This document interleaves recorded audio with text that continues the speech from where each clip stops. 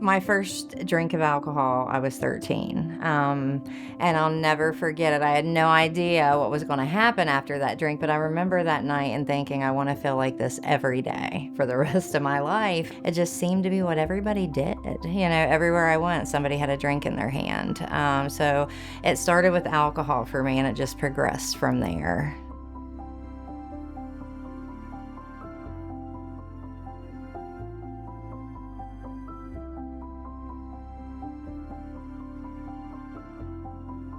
I did experience a lot of grief.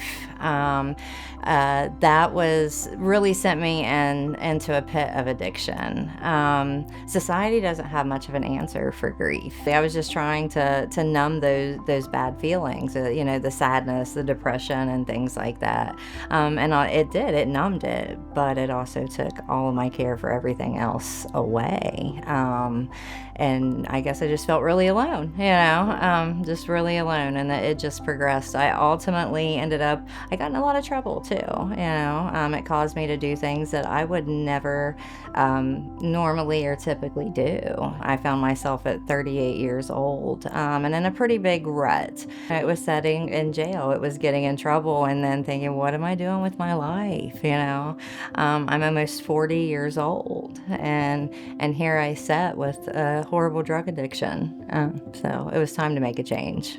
And that's when I decided to go into treatment. I did do inpatient treatment. After that, I did 18 months of outpatient. I went back to school. I finished my degree. I worked 3 programs, and I'm living a great life today. That's way better than I ever imagined it could be. Sobriety is the abstinence of drugs, alcohol, mind-altering substances, but recovery is where the change comes in, the change in our thought processes, our behaviors, what we do on a daily basis. When I got into recovery, I met some of the most amazing people. People poured love into parts of me that I didn't even know were thirsty, and it was absolutely phenomenal. Having a support system is absolutely vital.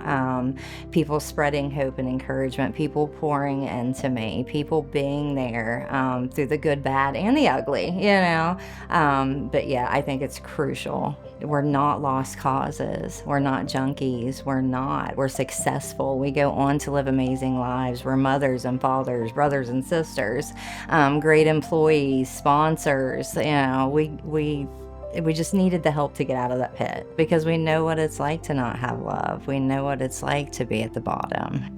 But we do recover. We go on to live beautiful, successful lives.